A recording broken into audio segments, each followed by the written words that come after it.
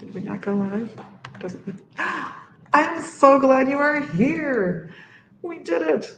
Getting our lovely Instagram friends on board. But look who I have with me. I'm Megan. I'm their newest tarot reader here at Agus Books. And she did brilliantly, not only when she auditioned, but one of our former tarot readers, who is now on staff, got a reading and loved it. Absolutely loved it. She was glowing with praise. So I'm confident Megan is going to impress all y'all. We are going to chat in a moment. Of course, you know, it's announcements time. So what have we got going on? Well, I want to preempt everything that I might talk about to let you know that our beloved Fred over at Fred Souls has discontinued count them, four flavors or scents of his incense. One, he's been out of for a while, so we don't have any left. We've been out for quite a while, and that's the fireplace pine. We barely knew you, fireplace pine, but we will miss you. The other three, I still have some of, but Fred and company are out of. So if you loved the happy hemp, what I've got left is what we've got, and then it's gone. If you loved, oh, this one breaks my heart a little, the sage and cedar, gone. We have just a few left. And the other one that's going is the spiritual sage. Again, here for such a short time, such a nice scent, but it is a thing of the past as soon as we are sold out, unfortunately. That said, the Taos pine is coming back, and that'll be in our next shipment, which should have gone out yesterday and should be arriving later this week. So I'm excited to have Taos pine back. So one little piece of good news, I guess it's the Four of Cups for us, some downed cards and some and some upright cups. Beautiful in that way, I guess. Little benefit there. Other things that have been coming in, we've been cutting back because we're getting ready for a move. We will be moving to a slightly smaller space, but we'll still have a nice classroom, consultation room. The store floor will be a little shrunk. The classroom will be a little shrunk. The consult room is pretty much as small as it can get, so it's stuck at that size. I will be announcing the address as soon as we've signed rental agreements and everything is actually set in stone. So I'm avoiding doing that, but right now it does look like we're probably just moving a few blocks north of where we are now, still on Central Avenue, even still on the side of Central Avenue that we're on, the west side. So we should be pretty easy to find even after we move. But things that could be happening here or there, depending on how far we are in the month, are absolutely going to include the Herbalism 101 class is going to continue its journey on Saturday the 5th. Gateway to the Gods is coming, and I think we're going to do the Red Lotus. If it's warm, I'm doing the Red Lotus Summer Blend drink, which is delightful. So come and experience the Red Lotus if you'd like, and we'll talk a little bit about what that herb's all about, where it's from, how it's been used traditionally, some of the chemistry, and some of the cautions. And then we'll try a little, and we'll go on guided meditation, which is always a blast. We go meet the plant, it's fun. We'll be continuing our normal podcasts and broadcasts, so we're looking for those. We're now at 7 times a week, so 6 minis a week and 1 big show a week, so that's always fun. Herbalism 3 continues its Tuesday nights. We're starting to go through our case studies for the students to bring in their case studies, which is always a blast, and we started that this last week. Yesterday, in fact, so much fun helping that person with that case. And of course, year 2, we'll be meeting tonight. When do I go home on Mondays and Tuesdays? I almost don't. It's true, and it's fun, so it's okay. The Standing Stones will be meeting on the last 3 Saturdays of the month, so come and check those guys out, and I will go through what's coming up with them in just a few minutes. Tarot Lab will be Sunday the 13th. That's the second Sunday of the month. That's a by donation class taught by Nancy Antonucci, where she takes you through a few exercises to help you get to know your tarot deck a little bit better, which is fun. Reiki 1 will be on the 20th, the following Sunday. An astrology class will be at 3 p.m. on the same day. So that will be fantastic. That's Adam, our astrologer in-house. He's brilliant. His depth of knowledge is amazing, just like Nancy's is on tarot. And just like Chris's is on palmistry. He had a blast last month teaching that palmistry class. If you didn't get a chance to come in, he actually has 4 different classes he gives during those by donation classes. So the astrology class, the tarot class, the palmistry class, those are all by donation. So if you're feeling a little tight this month, but you're still curious, come check it out and give what you can. If you're feeling lush and you loved the class, you can always give a little more. They appreciate it. We appreciate it. It's just fun for everybody involved. That's the big highlights for the schedule. And just so that I run through what you guys are likely to get from Standing Stones, this month in April on the 12th, sacred sexuality and sacred nudity. So they'll cover those concepts that can be a little scary for some folks. The 19th, another Saturday, will be paganism, children, and family. There's some logic there, I think. And April 26th will begin their 3-part series on divination methods and introducing everybody in the classes to a variety of tools for divining, like tarot. And they are always great classes. They're always well attended. They're completely free. And for anybody who is interested in those herbal classes that I mentioned, they'll be starting up again in the fall. So year 1 will probably be on Tuesday evenings in September. If you're interested, sign up as soon as you can. If you need a payment plan, those start in June, and we can break that out into 3 payments in June, July, and August. So the other note I would give you guys is, of course, a note about our fabulous readers, which is that today, Megan will be here. She'll be here tomorrow as well. Ravenwolf will be in on Friday, and Ravenwolf and then Kenneth will be in on Saturday. Doc Murphy on Sundays, and Paul, our dream interpreter, will be in for the latter part of Monday afternoon. So that said, I have a new little feature for you guys. It's, what am I wearing? And what am I drinking? So what am I wearing? Well, I have beautiful treasures from Tracy on my fingers today. These 2 are gorgeous little rings from her. These are like 8 or 9 size.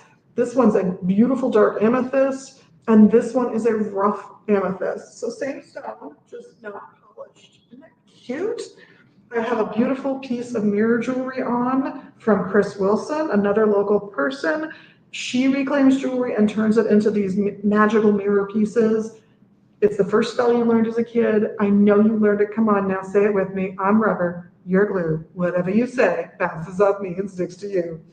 This one is not designed that way. So most of hers are designed with the mirror facing out to do that reflective work. This one, the mirror is on the back side to help you keep your positivity and your groundedness reflecting back on you.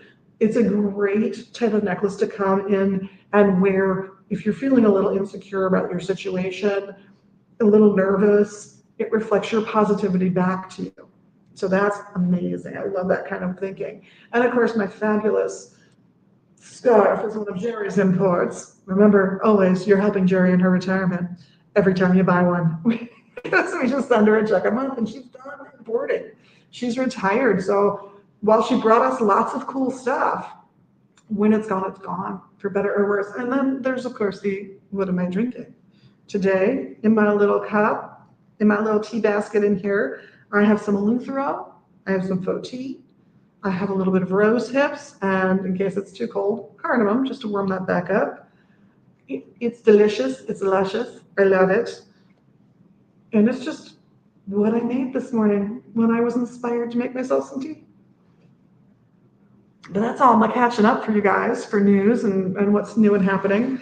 The rest of my time is all about Megan. So you do tarot here, right? Yes. I started tarot when I was 14. I'm currently 41, so. Little experience. So, yeah. This place is a perfect fit for me. It's very grounded. The energy is very sacred in this place, and it's given me an outlet for my psychic gift through tarot reading to inspire and be helpful to others, utilizing my gifts in a way that is motivating for them and also insightful. And you're already starting to gather a following, I'm noticing. There are folks that are like really enjoying the readings beyond the staff. Right, yeah. I'm starting to get some loyal customers, Yeah, which I'm more than happy to have. yeah, it's kind of fun when that starts happening. So yeah, I think that the crowd is saying that, yeah, you're spot on. So what's the deck? What are the decks that you read with today? The Shadowscapes deck, which I actually got here, It's beautiful. is my main deck. Yeah, it's very beautifully depicted and illustrated. Yeah, and then I have the Mysticals Imaginatory.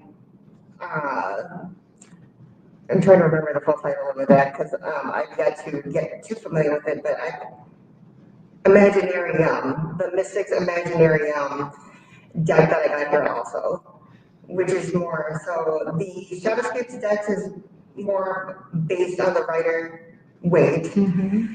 and the Mystics Imaginarium deck is more based on consciousness, different stages of consciousness. That's a very cool deck to be playing with. I'm glad you're incorporating it in because it maybe will help people figure out if you've got a question about something like what's my true calling, so that you can address it on different levels of who you really are, because we all have hidden depths. We all have layers. Yes, we all have those layers.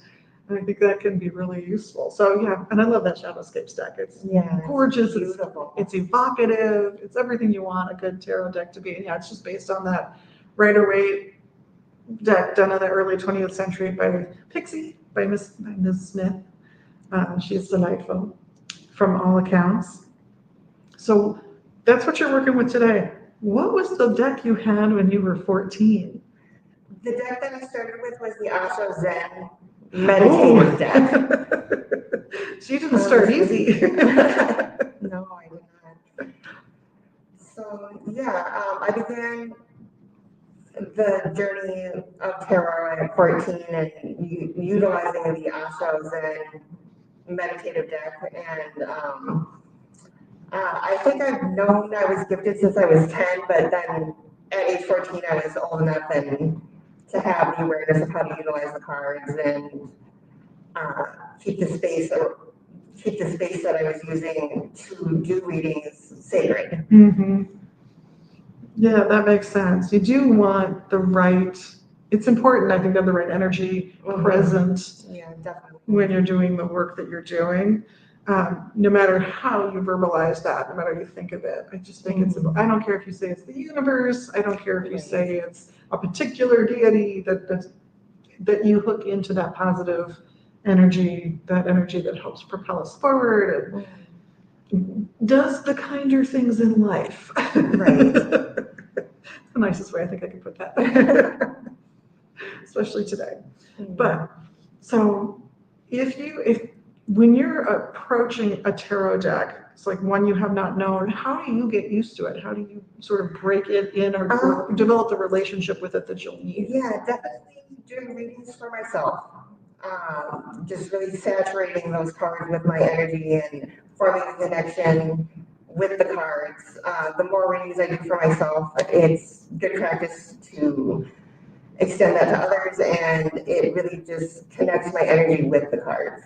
Well, that's a good way to do it. Do you ever get readings from other tarot readers? Recently, a couple friends have utilized the Shadowscape deck Nice. to give me readings, and I'll find out if they're spot on in the near future. I think that's perfect. Because I do think if you're reading for yourself a lot, it's possible to like dive into some rabbit hole of perception where you're like sort of boxing yourself into something that you don't need to be boxed into. Right. So I love that you do both, that you both will get readings from friends and people you trust, as well as do readings for yourself. Yeah, definitely. I'll freely admit I had a tarot teacher who locked herself into a 72-hour lockdown one day because she blamed reading for herself too often. And I think that's also a key. If you're doing it, I mean, if you're doing it once a day, I think you're learning and you're getting to know the deck and it's healthy. But I feel like if you're going back to it 5 or 6 or 18 times a day, maybe it's time to get someone else's perspective. But like you, I started when I was younger. And so I had some interesting experiences with teachers and practices. I'm sure you've had some interesting instances, some really odd readings that surprised Right. everybody involved. Mm-hmm. Yeah, do you have any favorites that you've done that are? I really enjoyed giving Liz a reading. The other Liz? The other Liz, yes, there are two Liz's here. And it's hard to, if you're not looking right at them, it's hard to base it on a description because they're both Liz and they both have similar hair color and glasses. And texture, and yeah, I'm heavier, that's about it, that's the only difference I can give you, that's clear. And they're both wonderful. Oh, So they're both thank you. very empowered women.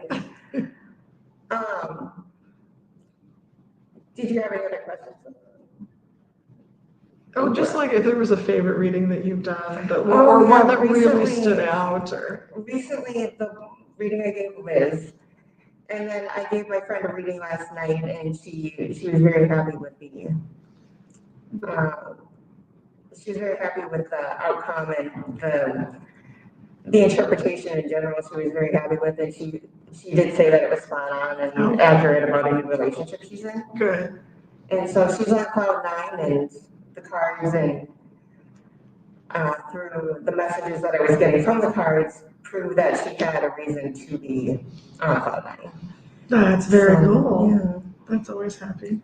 So with the readings, I definitely go for accuracy. I don't sugarcoat, but I utilize intuition instead of judgment. Mm-hmm. Like there's no prejudging a customer or just going off of like their body language or it's like I really do hear from spirit guides in order to interpret the cards too. So yeah, and then I do include energy readings with my tarot readings. That is a little more difficult to explain unless you're right in front of me. Yeah. But there was, for example, when I gave Liz the reading, there was a circle on the shape of a circle on one card, and there was such an emphasis around this symbol, and I immediately identified that she had a very vast, clear awareness of the third eye. I finished the reading and took notes for her and recommended third eye meditation. Because the question she had was how to, pretty much in a nutshell, how to expand the awareness she already has of her own energy and chakras and the third eye. And then the other day, a few days later, she told me that the third eye meditations I recommended were really helpful and grounding. Oh, that's perfect. So yeah, I was very happy to hear that. Yeah, that sounds like great results from a reading. Yeah. Good guidance. And I often do find if I'm reading that once you know a deck and you've worked with a deck and you already have all the classic meanings memorized, people do, you'll pick out, you'll just subconsciously, there'll be a symbol that just speaks to you louder than anything else on the card and becomes the focus of how you interpret the card. And that's a little different from just like looking up the meaning in the booklet that came with the deck. Right. That's, you're starting to key into that intuitive process. The tarot and oracle decks are meant to help you engage. Just that's the whole goal, isn't it? You're just trying to tap into that higher power, that source, for a little more guidance. That's all you're looking for there. But so from 14 to 41, that's a lot of experience with tarot. Is this the first time you've done professional reading? This is the first opportunity and the first time I have done tarot reading on a professional level, yes. Okay. And I know she was recommended by one of our readers who had already had a reading from her. So essentially you did 3 auditions, really. Yeah, I did. You got hired after the second one, and then the third one was a beautiful confirmation, which is very sweet. Yeah. But, and that was Ravenwolf who recommended you, right? Correct. Yeah. So also a good guy. Yeah. But have you spent that whole time like coming back to the decks again and again and just dabbling? From 14 till now. From 14 till now. Anytime I've been practicing tarot reading. I'm fully immersed in it. Yeah. Kind of a little too much sometimes, but it's something I'm very passionate about. So I wouldn't say I dabbled. I would say I was all in. Periodically from 14 years old up until recently, and recently it's even more of a immersion in that practice. Oh, I'm sure. Yeah. That was very cool. Mhm. I can even remember bringing a tarot deck with me to somebody's prom when I was in high school. That's We awesome. went to each other's proms, and I just took my tarot deck with me. And what did I wind up doing? Did I dance? Sure. Did I also give 4 or 5 tarot readings? Yeah, I did. In my little formal gown and everything. So it's kind of fun as you get to know the deck. I'm sure it gave you some social cachet in high school. Not so much in junior high, more so. Junior high? Yeah, and then more so in my 20s, I started doing readings for other people and just to gain the test the waters and gain that experience. Nice. Very nice.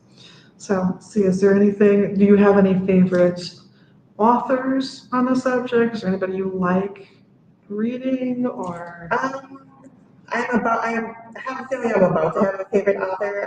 The woman who is hosting the tarot event on I believe it's the 13th. Yes, yeah, on the second Sunday of April, yes. And her name again? Nancy Antonucci. And Nancy Antonucci. Yeah, I picked up a book called Psychic Tarot, and I inquired about it to Adam, our astrologer and associate here, and he said that it was written by Nancy. Nancy, yep. So I'm really looking forward to attending that, getting to know the author and purchasing the book as soon as I can. Yeah, Nutra's great. Yeah. Yeah, you'll love the class.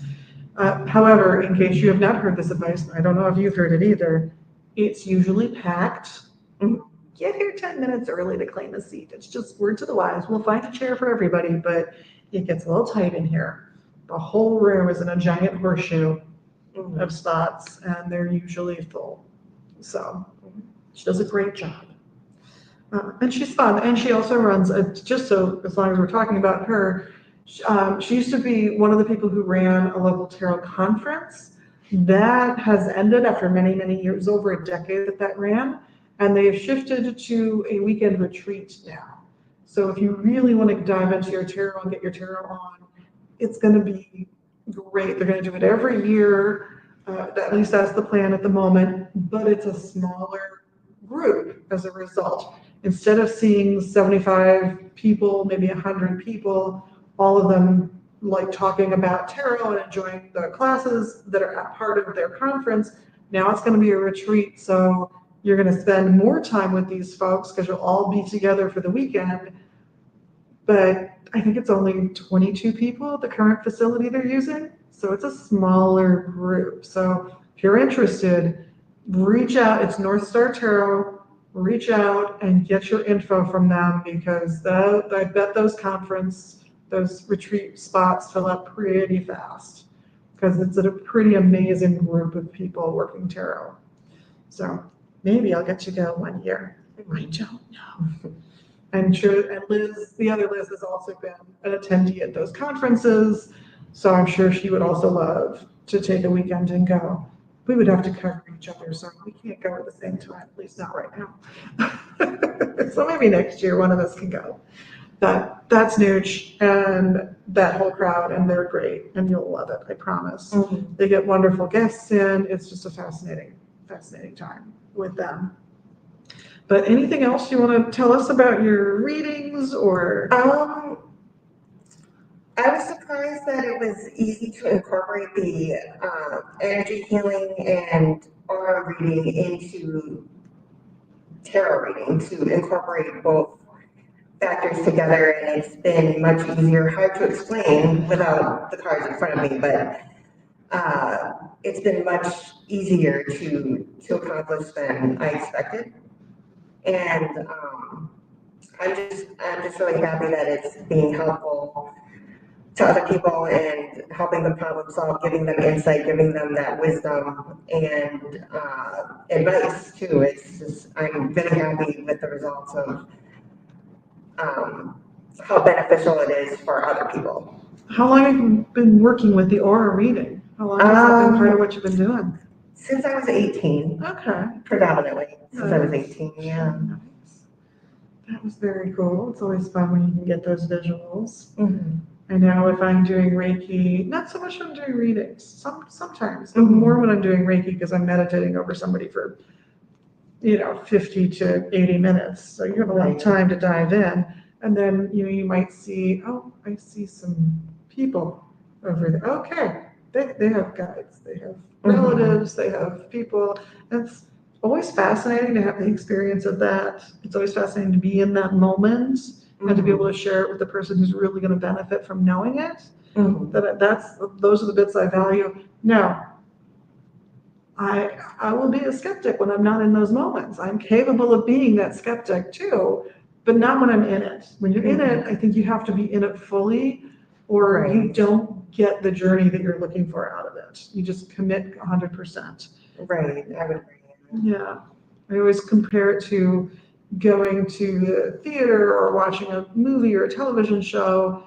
If you're going to MST3K and if you're going to sit there and be critical about it, that's not the same experience. Right. Do that after. Go ahead and cry in the sad scenes if you're inclined to during the experience and really invest yourself and become involved, because I just think you get so much more out of it. And the same I think is true with readings, with any of this kind of energy work, psychic work.